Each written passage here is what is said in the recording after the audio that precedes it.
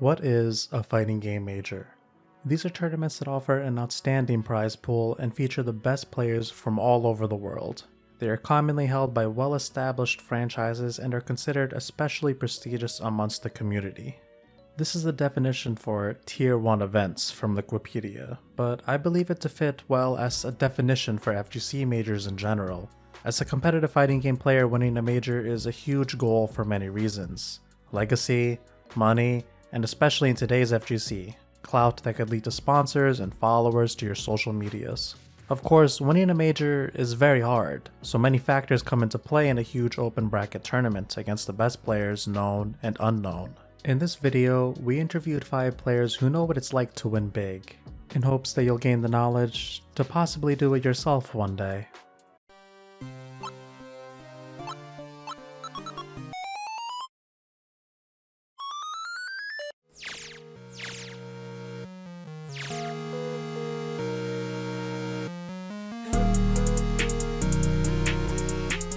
Right hit, that's the question. Punk's here, is that gonna do it? Does he find it? He does!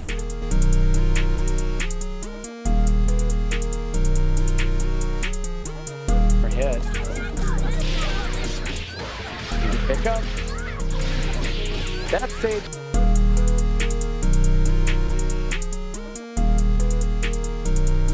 He's the one that's thinking about bursting because, oh my god, the cool burst gets blocked. That is a good trade.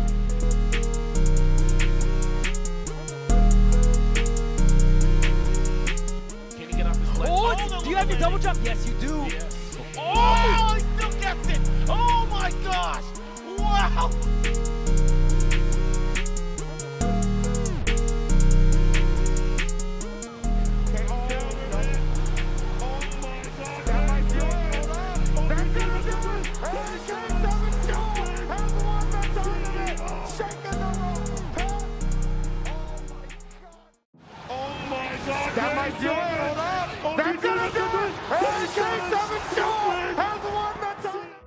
So to start things off, we have K7 Show Off.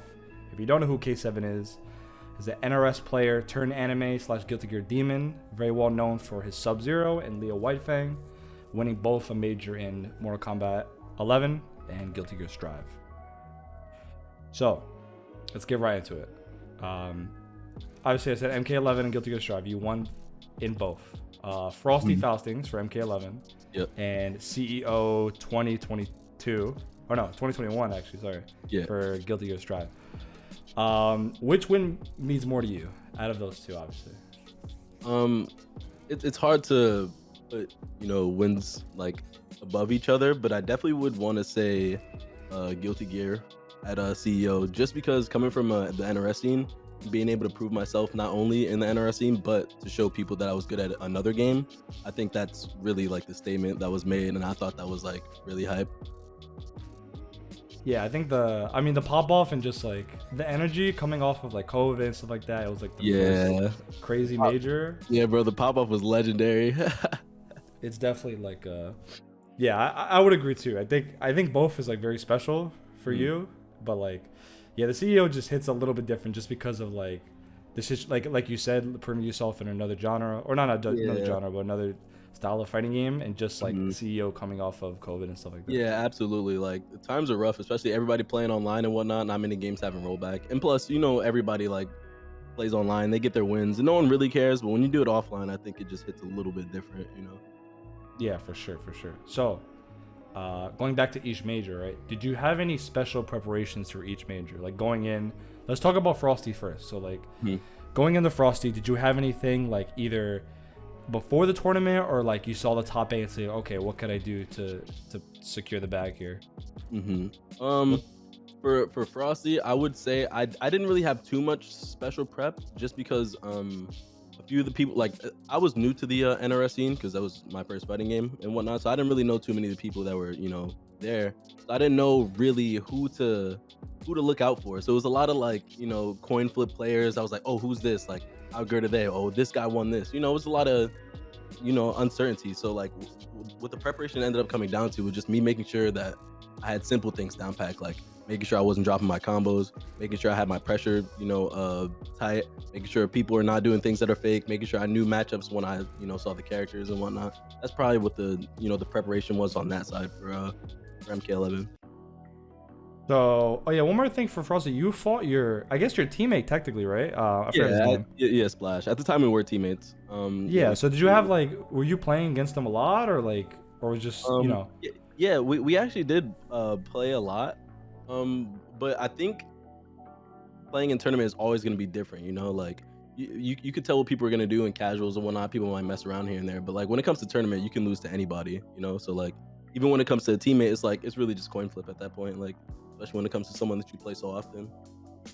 Yeah, I mean the playing someone often does come into a factor, but yeah, in tournament it's like a lot of things, like the nerves and they might pull something out that they feel like they can beat you with right away. Yeah, exactly. Something that you haven't seen. Yeah, there's a bunch of different stuff. Like even playing a teammate, like even someone you're playing as a friend, for people that are like new to tournament stuff like that, don't feel like you have a advantage on them, because they could always pull something different, or you can get nervous or whatever. Yeah, exactly. And I think putting yourself in the mindset that you're gonna beat someone is always a bad idea. Like if you're like, hey, I beat this guy in casuals all the time, I play him in tournament, what's gonna be different? You play him in tournament, they show you something different that you're not ready for, and then then you start to get in your own head. And that's how you can, definitely lose a set like that. This is a good point. So let's talk about CEO. CEO, a little bit bigger, a little more on the line, I feel like, especially like I said, coming off of COVID. Absolutely. What was the preparation for CEO? CEO was a bit harder to prep for because it's such a big tournament, and there's so many and especially coming into this scene here, I did not know any previous Guilty Gear players, and this is a fresh title. Like it's not the same as Exert and whatnot. Strive is a completely different game. So coming into this, it's like I just have to believe in myself as a player, like in what I know to be good, what I know to not be so good, and then I just have to just realize what my opponents or who my opponents are gonna be. But that step was hard because I didn't really know many people in the scene. So I think it just really came down to just keeping fresh on all the matchups, and also playing a character that I believe to be really strong in Leo Whitefang. So I think both of those two things were really what kept me strong going through CEO. But as far as preparation went, like I said, I tend to do pretty much the same things. I just make sure my combos are tight, make sure my pressure is tight, making sure I'm like good on and like reactive on defense, but not guessing too much. That's really what my preparation is about. Okay, so we mentioned that NRS was your first game, right? MK.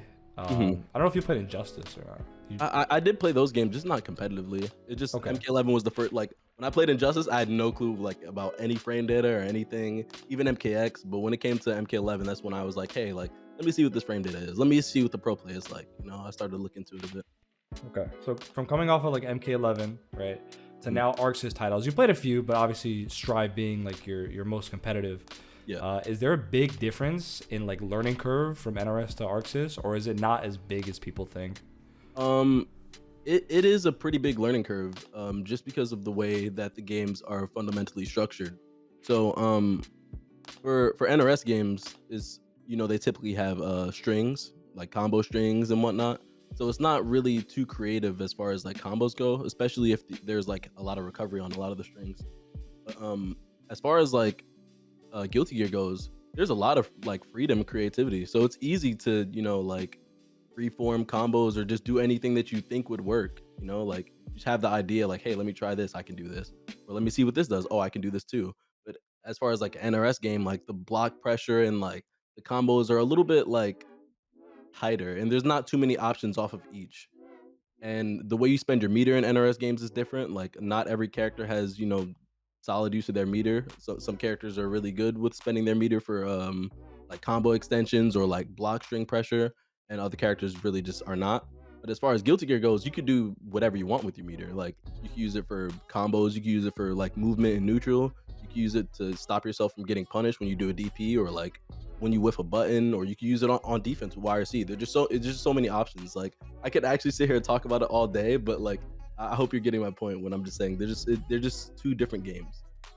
Yeah, I agree for sure. I think a lot of people would agree if they played both. Even just looking at them, like you could tell that the decision making and just like you said, the freedom. I think the freedom is the big part. It's like NRS stuff is a little more structured, like strings, but in Arceus games, like the freedom is definitely more crazy. Not that one's better than the other, but like you have to take your approach just differently.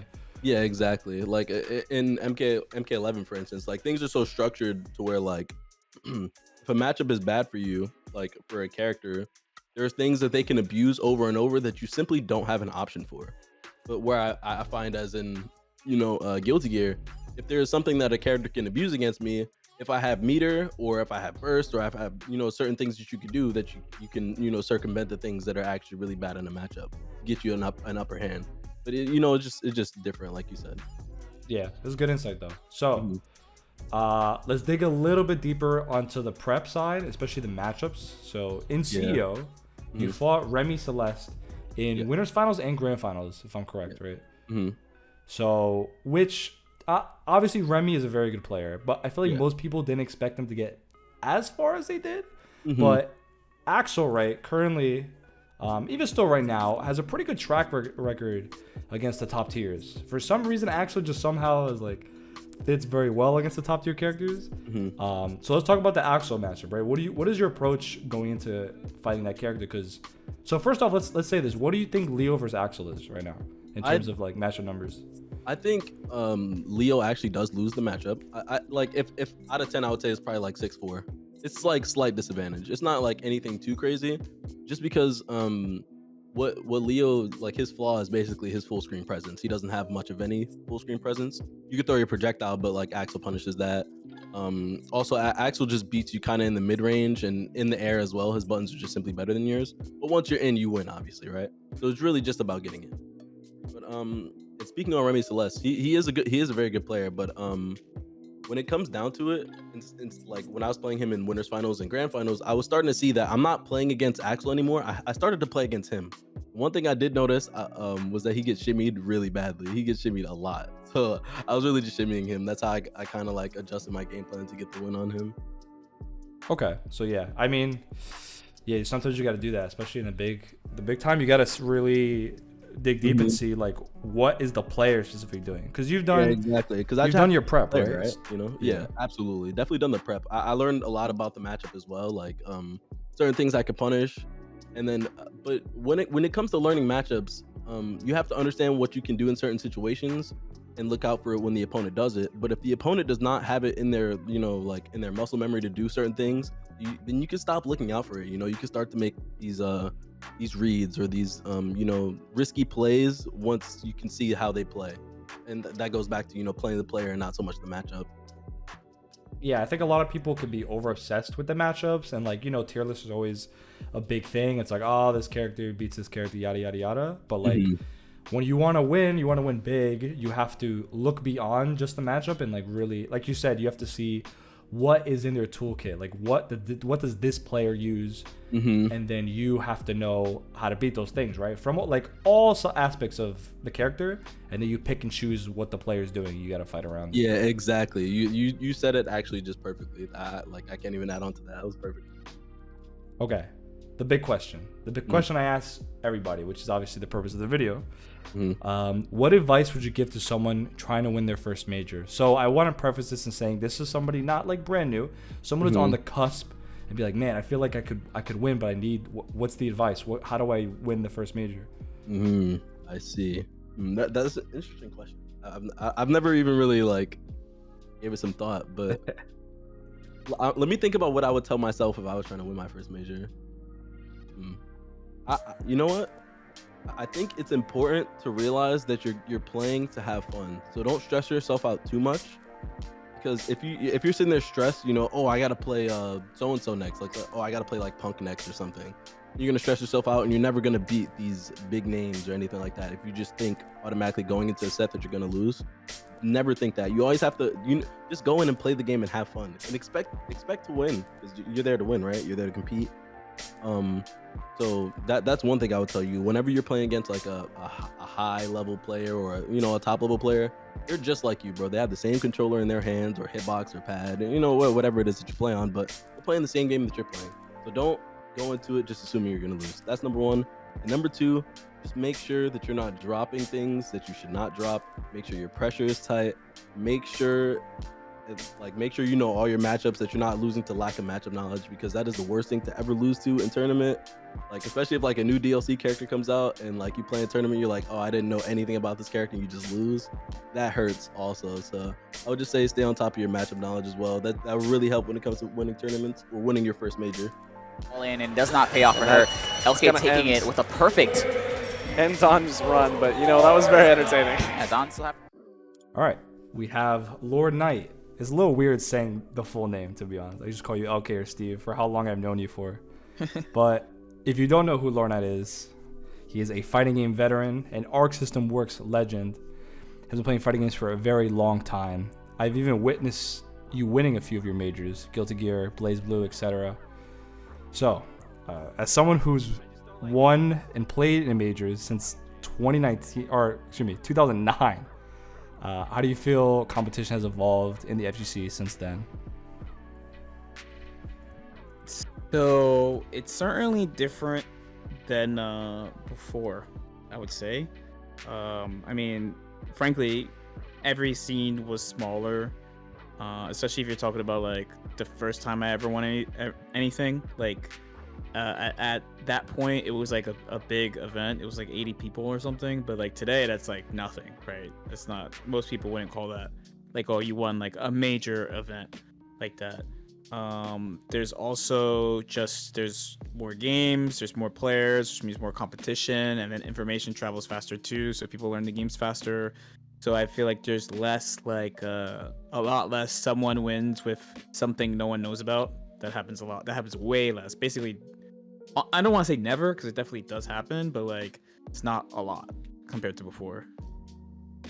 Yeah, I think at least from the last time I remember was like, I think the biggest one was like, the last one was Gen in like Street Fighter 4 when Jian won, but that's something that doesn't really happen as much. That's actually a good point.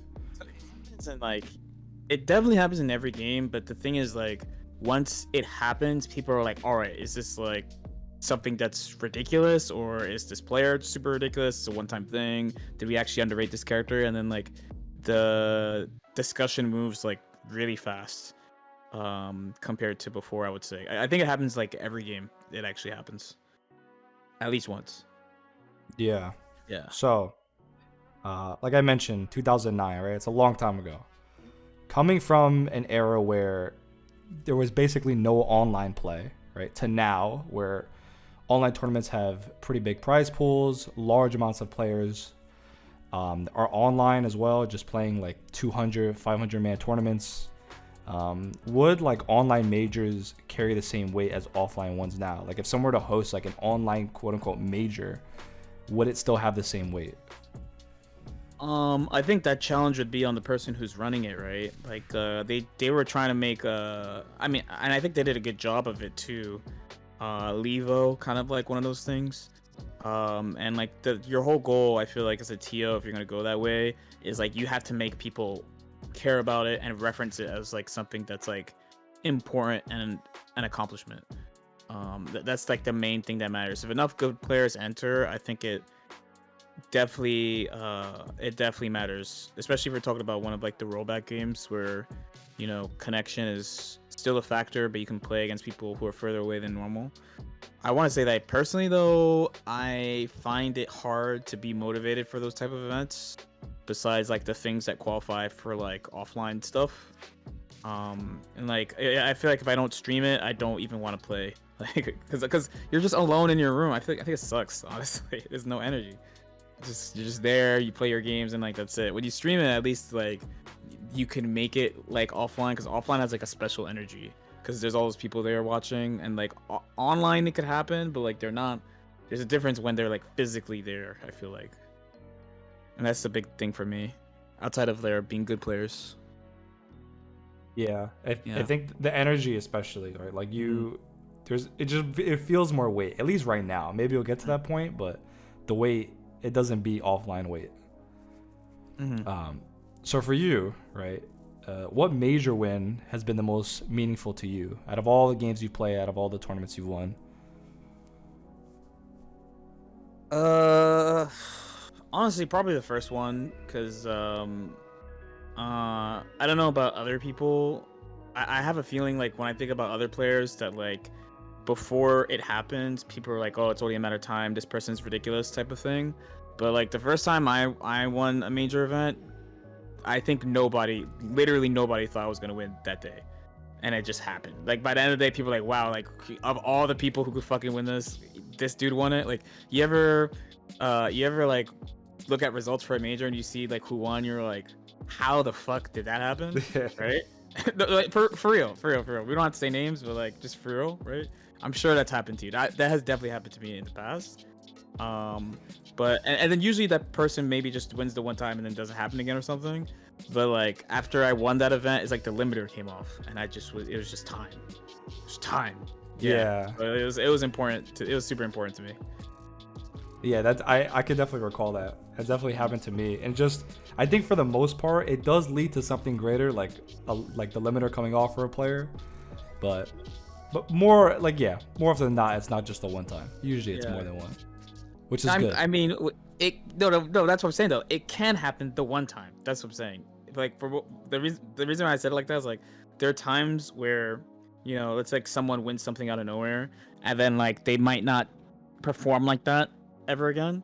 So like that, I was trying to relate it in that like that day that I won, there were certainly favorites. There were a few other people that were the favorites, but then I won at the end. So people were like, "Oh shit, that's fucking random," right? Like this dude won. But then like in my head though, I was like, "Holy shit, I did it! I can do it!" Like it's not that I can't do it; I can do it. And from there, like I started winning more events. Yeah, that's that kind of like snowball effect. Yeah. Okay. Here's another one that you have to dig deep for. Out of all the fighting games you've played, what do you felt had the hardest competition? I don't know. I sort of feel like new games have the hardest competition, but not for like the best reasons all the time. So like a lot of good players are playing, but I think like in Dragon Ball's case, for example, I felt like I was fighting against the new people and the game at the same time. Where like I don't feel that way in Strive. And Strive, I'm just like, man, like the level's just really high and this is sick. In Dragon Ball, is like the level's really high, but then also I feel like every game I have to fight the game for like a year and a half. Up until like the end of season 2, I felt like I was fighting the game really hard. But I generally think just like in new games, there's just so many more people playing, and then also people from different scenes playing, and like different ideas and approaches to the game, and you just can't you really can't bullshit around. I don't know if I'm allowed to curse in this video, but it's okay.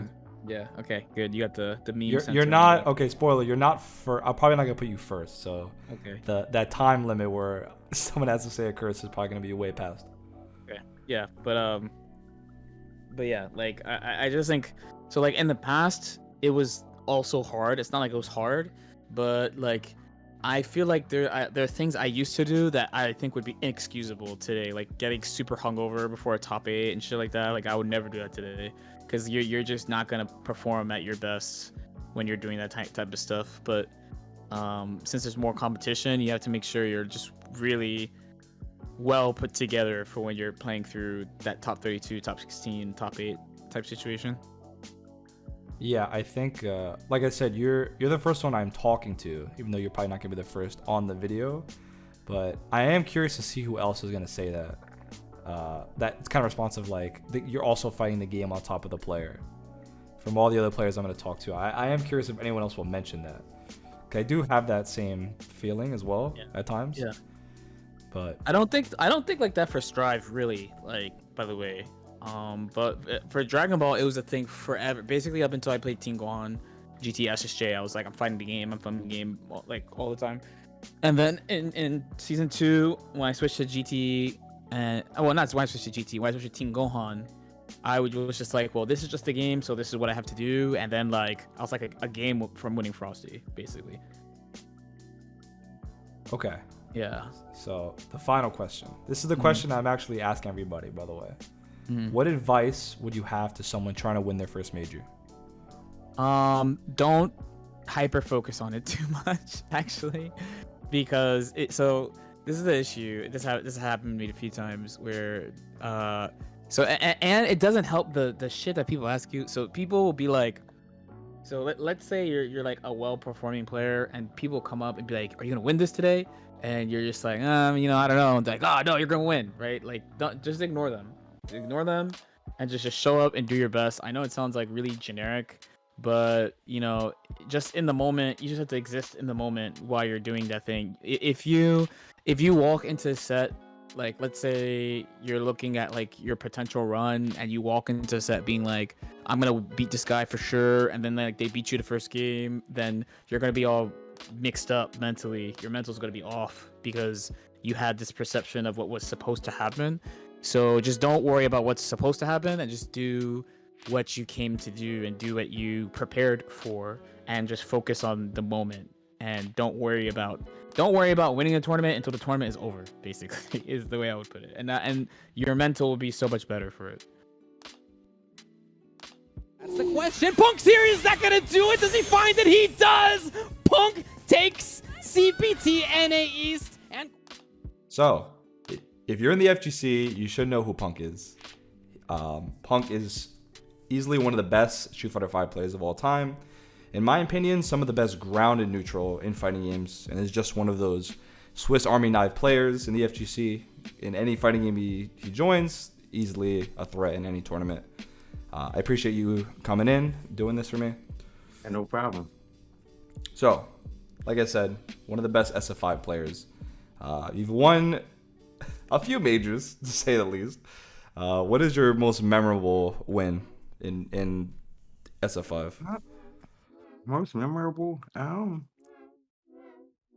Honestly, I feel like the most memorable is getting second place at Evo. I don't really care about winning tournaments too much.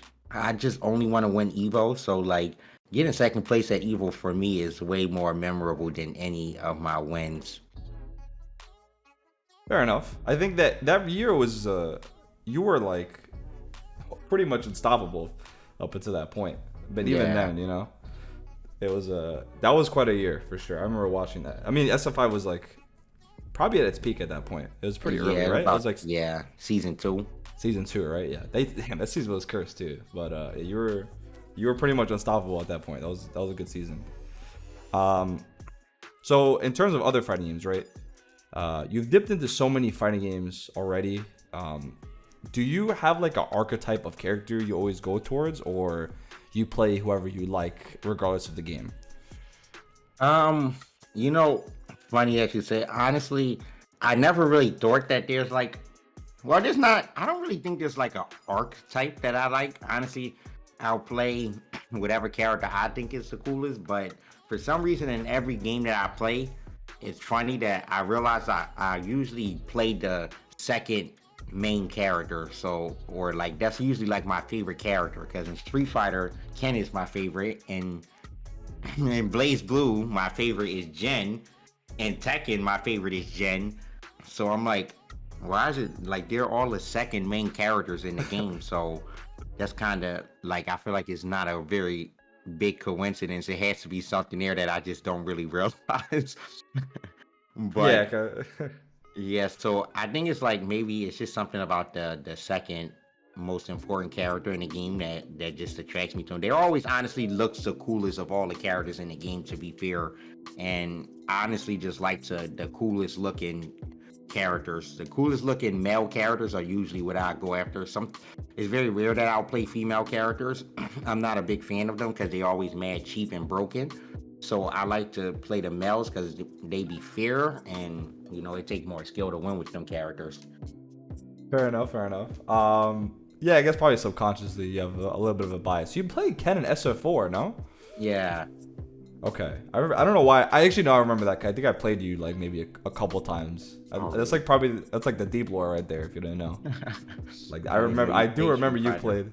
Yeah, I played 4. I played a little bit of 5 too, but yeah, I remember that because I think I remember playing you. I don't know why, like subconsciously I remember you playing Ken.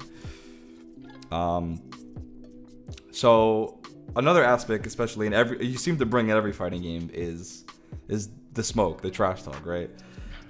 You're someone who isn't afraid to talk trash no matter what fighting game it is, right? Do you feel like it sometimes backfires in terms of winning? I know you say you didn't care about winning, but do you think sometimes it could be a disadvantage to you?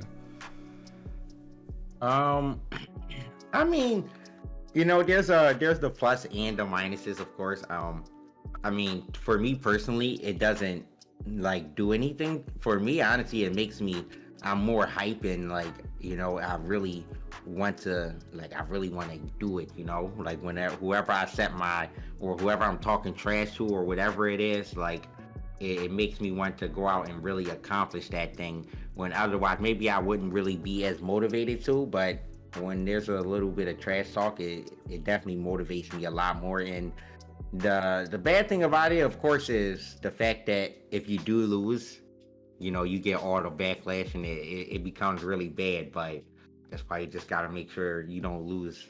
I don't know if I've ever lost after talking trash to somebody, so I'm gonna try to keep up my impressive streak, and hopefully after talking trash to somebody, I'll never lose, because I'm not trying to get that. I'm not trying to hear the ending of it, you know. Yeah, I think I mean, you're definitely someone who you've been under the hot seat a couple times, but you're pretty good at dealing with it. So I feel like for you, it doesn't. I would imagine it wouldn't affect you as much, but yeah, I think it makes it regardless of whether you win or lose. But like your streak has been pretty good, especially talking trash.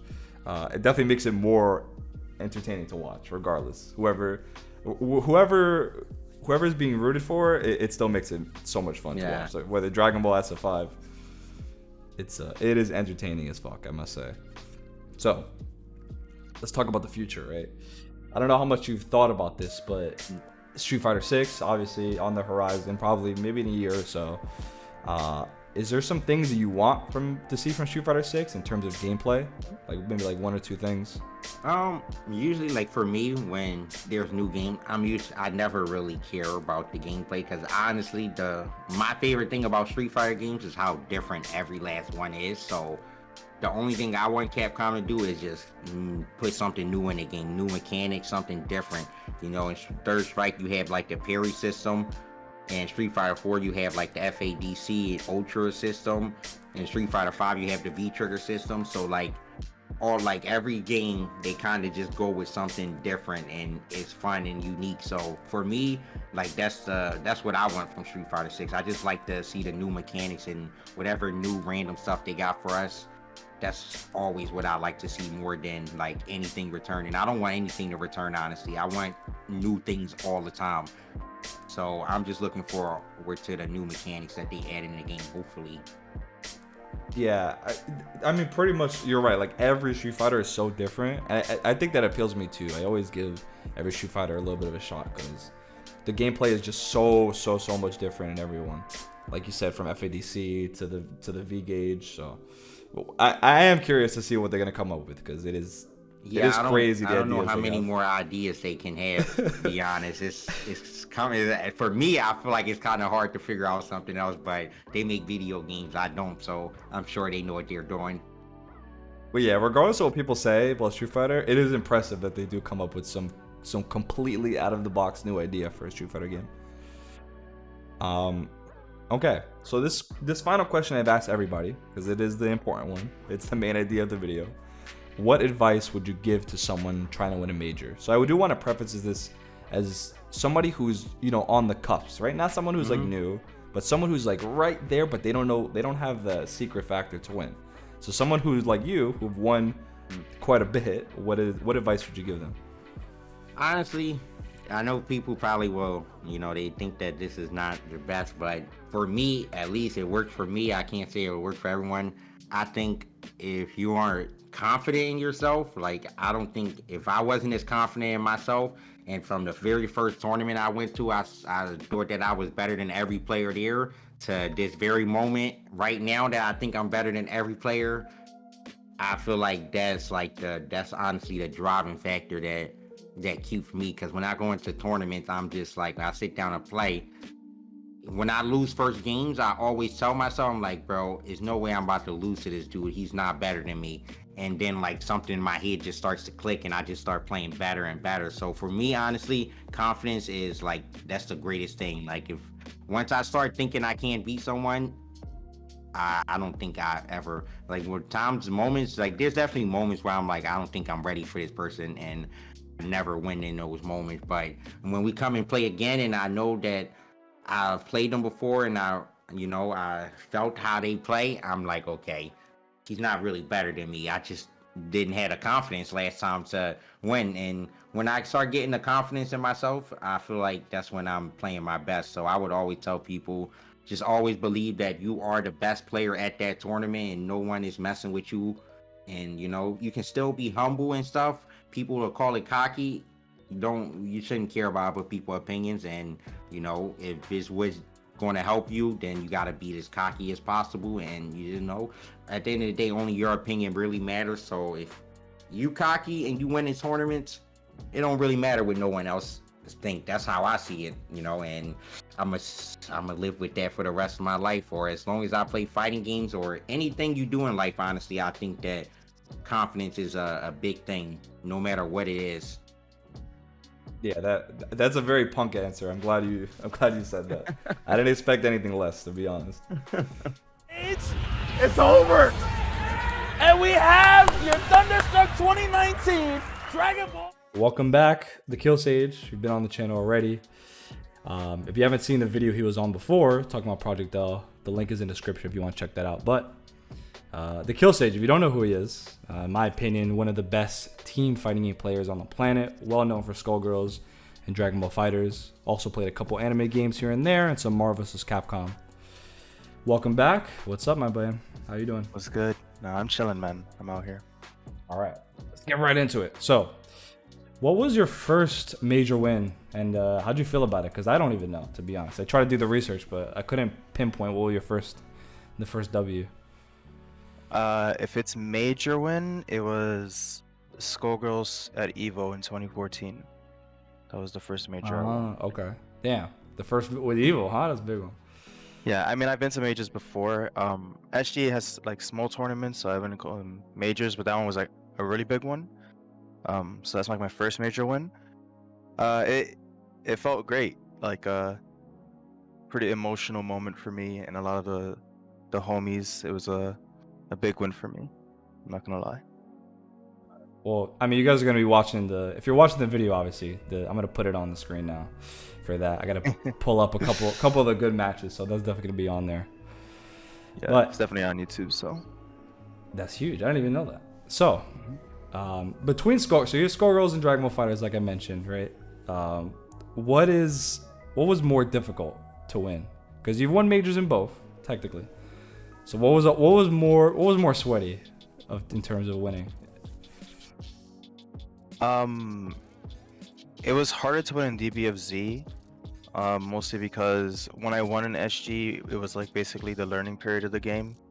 And so I was already good, but DBFZ I had to climb to get good. So the one big event I won, it took a lot of work to get to that point. It's like really, really hard to win DBFZ during that time, in my opinion. So I would say DBFZ. Yeah, you kind of won it at the peak, or like close to the peak for sure. You fought, I think it was Chris G, right? I don't remember the tournament exactly, but yeah, it was Thunderstruck. I played Chris G in grand finals. Yes, that's what it was. Yeah, Chris G be out here. Here's another one. I wish I could have got him on, but he's been too busy too. But yeah, that's a tough tournament. Yeah, Chris G is also one of the few players that actually won one of the 10K events that season. It was like maybe like 5 players who won that year, so he was one of them. Yeah, that was a rough circuit for sure. So I would have to agree. For Dragon Ball Fighters was pretty sweaty at that time. Yeah. All right. So as someone who's been playing team games for quite a while, right? What is like 1 to 2 things you feel like people don't understand about team games that you for sure know, that like some hidden knowledge about those games? Something people don't know about team games, I guess it's people look at it and they think like it's random, anyone could win, you can get random out, but it doesn't really feel that way when you get good at a team game. As long as the team game is made well, it's usually chaotic, but it's like controlled, and I do generally believe the better player always wins in a team game, usually because it's like best of 5 as well, and the games always give you options to handle everything. I would say that that's the biggest thing. Like they're not random. They're actually probably the hardest games to win in because they're so consistent. Like it's really hard to beat someone that's better than you in a team game. So going off of that, right? So like for people that feel like it is, because it is a big thing that people feel like team games are random or just like whatever, it happened. I couldn't do anything about the situation. Like how do you become consistent? Like what's like the key to like lowering down that RNG as a player?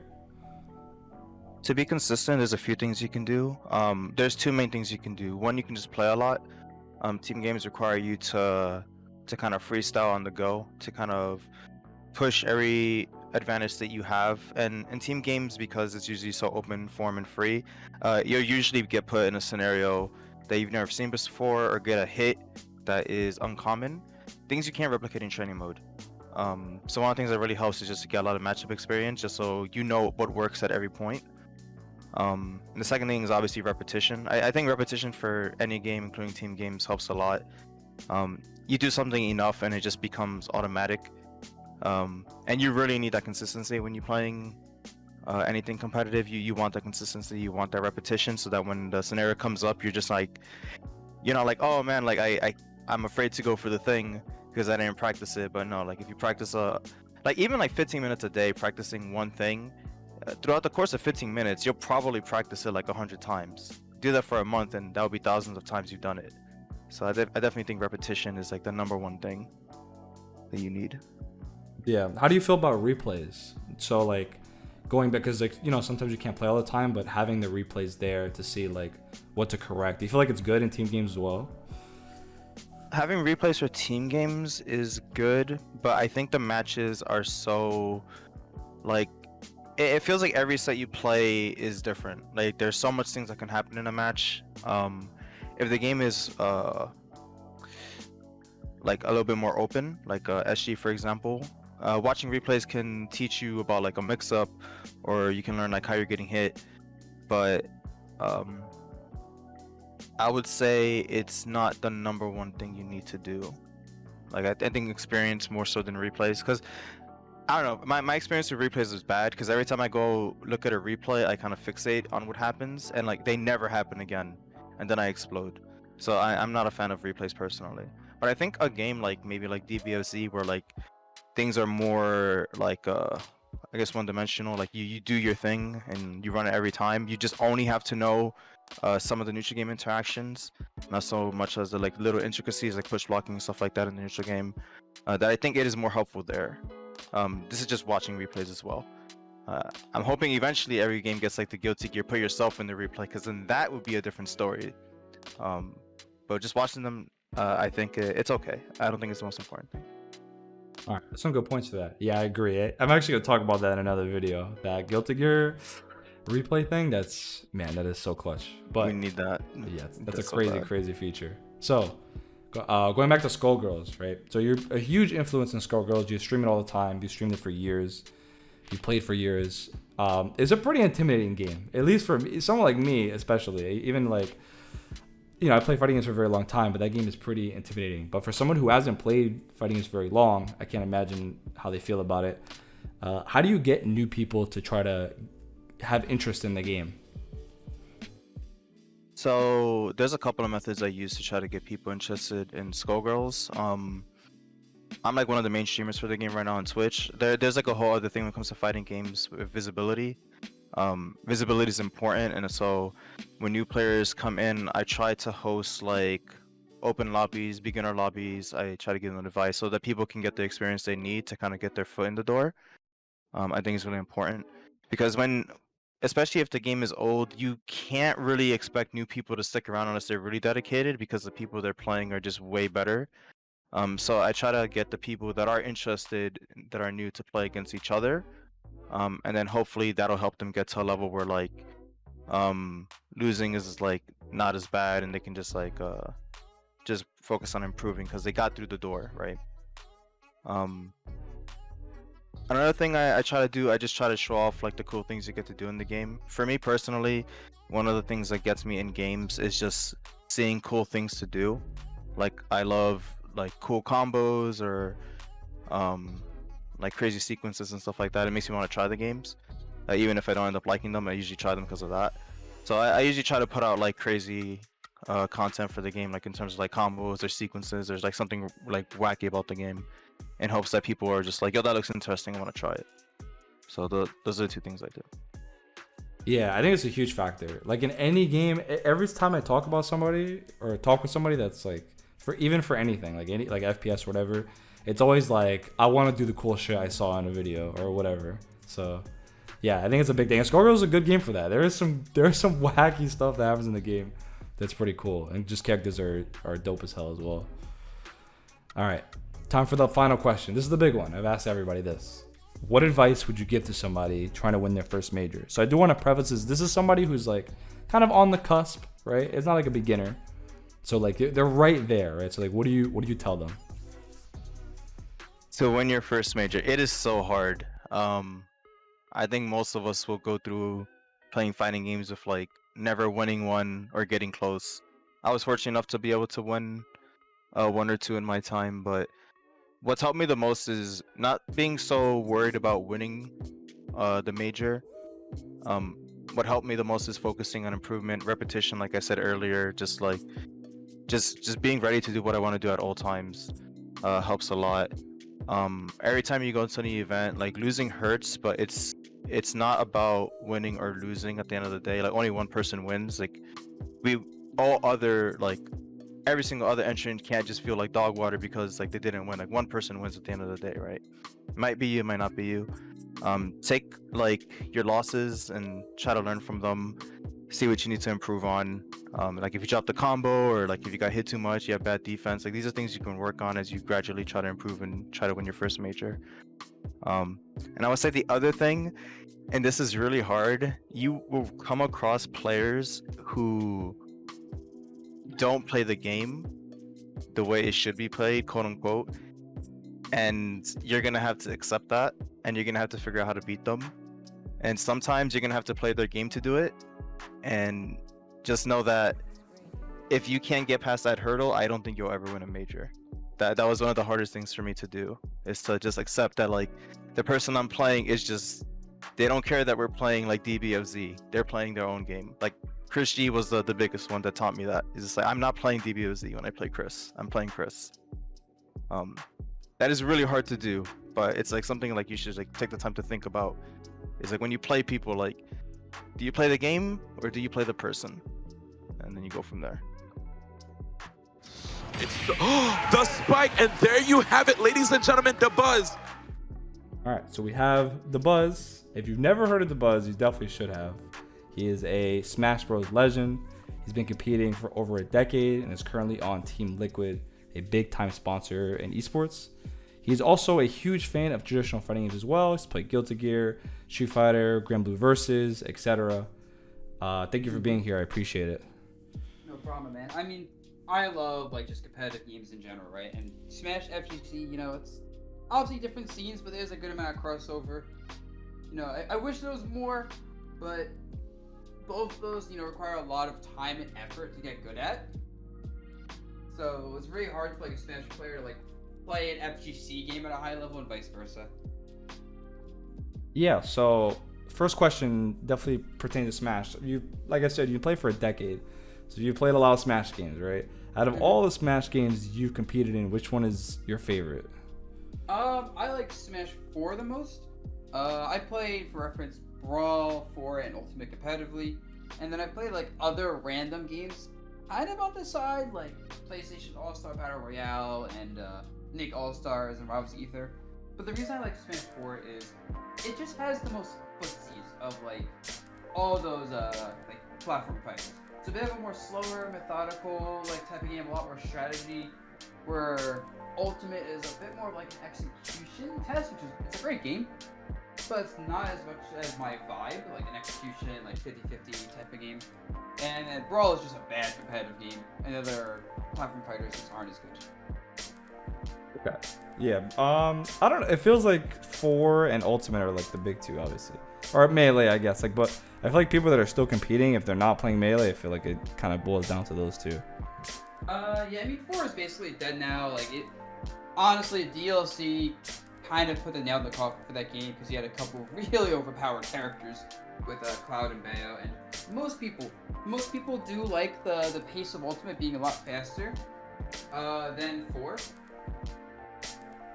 Yeah, 4. Yeah, I remember 4 having some pretty ugly grand finals, especially for pacing wise. It would last quite a while. Yeah, it was a slower game. Like I'm a slower player when I play, so it makes sense why I like that more. Yeah, fair enough. Okay, so as someone who's played Smash and traditional fighting games, right? What advice would you give to somebody who wanting to switch to either or, basically? Like if someone was in Smash or wanted to play regular fighting games, traditional, and vice versa, right? So, I think a lot of concepts in traditional fighting games and Smash apply to the other. It's just the execution is different, right? Like let's say I go from Smash to a Guilty Gear because I put a lot of time into Guilty Gear, right? And a lot of my fundies when it comes to spacing, like pressure strings, mix-ups, they all apply. It's mostly figuring out how they apply within the confines of the game, right? So like, there's obvious things like, all right, you want to space disjoints, you want to whiff punish, lag your moves. Certain moves can't really be like whiff punish, but they have a lot of startup, blah blah blah. So it's just figuring out how that matters and how that differs. Because one of the biggest things about traditional fighters is that a lot of block pressure that's like good is plus on block.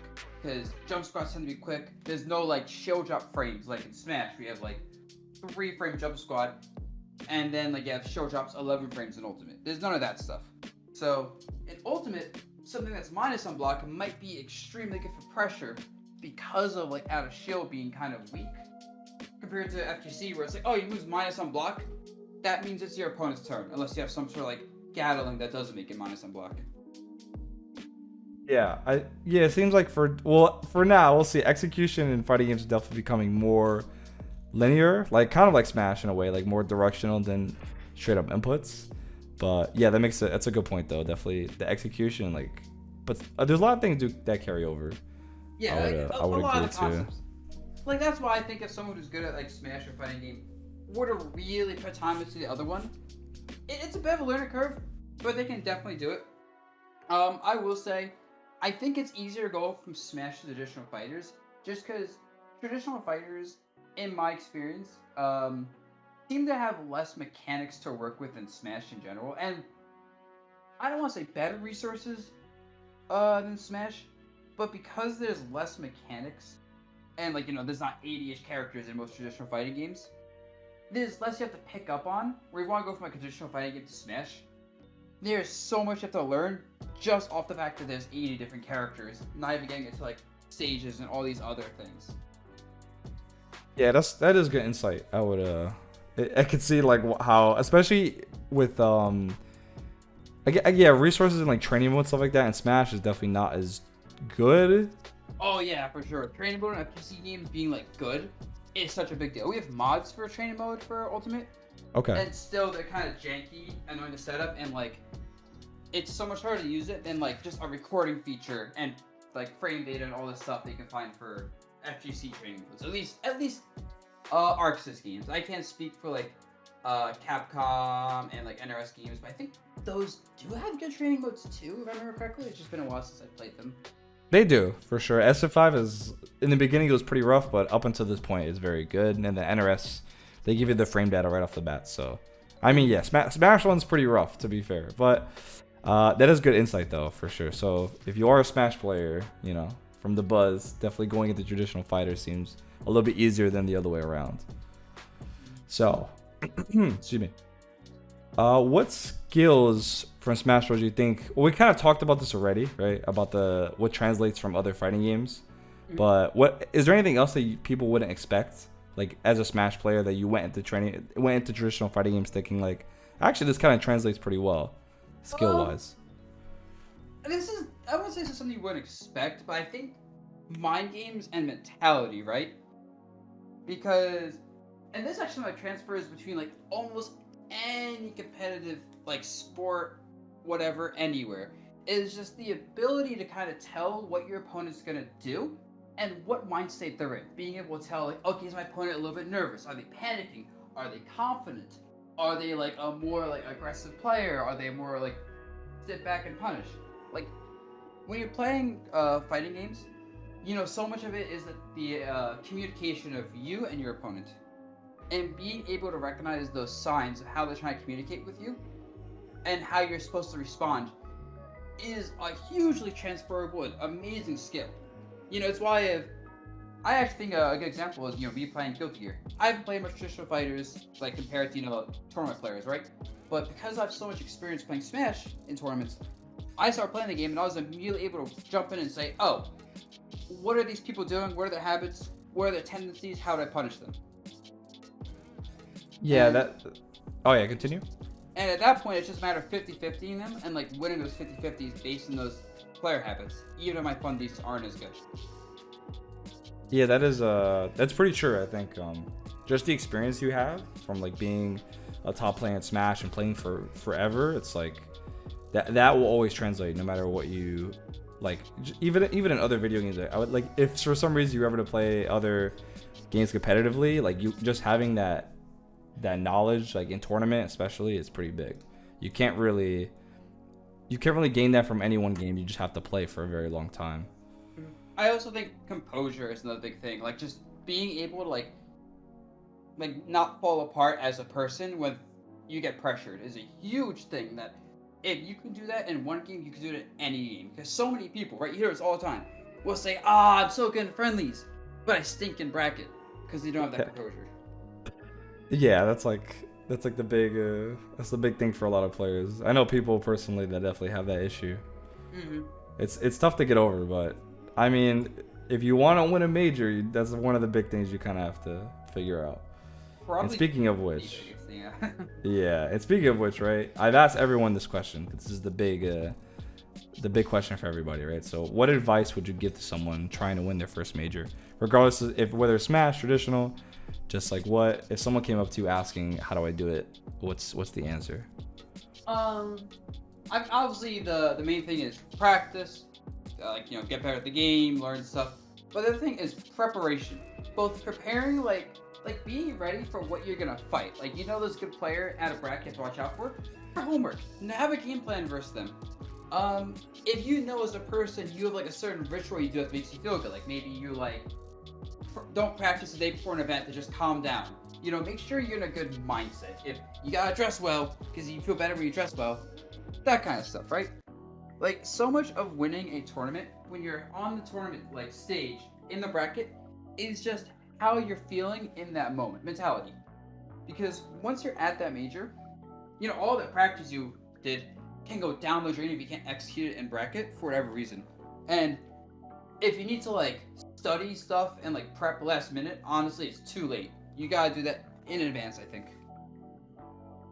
Yeah, staying comfortable and being ready. No cramming. It's basically life, right? Like, it's school. Do not cram, you know. So. I always say that tournaments are not ready practice. Tournaments are the test. You know, the practice is before the tournament. Yeah, I agree. It's at that point you just got to be ready. But yeah, the preparation is key for Dabuz. I'm sure you've prepared a lot, especially for your big tournament wins you've had. Yeah, like, I've definitely had like times where like I like look at like top 10 seeds and say, all right, who do I need a game plan for? And just sat down and like watched their VODs, practiced the matchup, thought of a specific counterplay, and just I've done my homework. So I go into a bracket and it's like, all right, run to this person, I'm ready. Yeah, that's me. I am more of a like strategical, like planning ahead type of person. You know, there are some people who just go in and they just play. And, you know, that works for those people. That's fine. I don't think there's one specific way. You just have to know what works for you. I guess that's another thing, right? Just know what works for you the best. Because some people can't just sit down and analyze. And some people can't just play and read people and kind of figure things out in the moment. Yeah, it definitely varies for players. And then especially if you're someone who's kind of on the cusp, right? But you haven't gotten there, definitely maybe try the analytical approach, like Dabuz.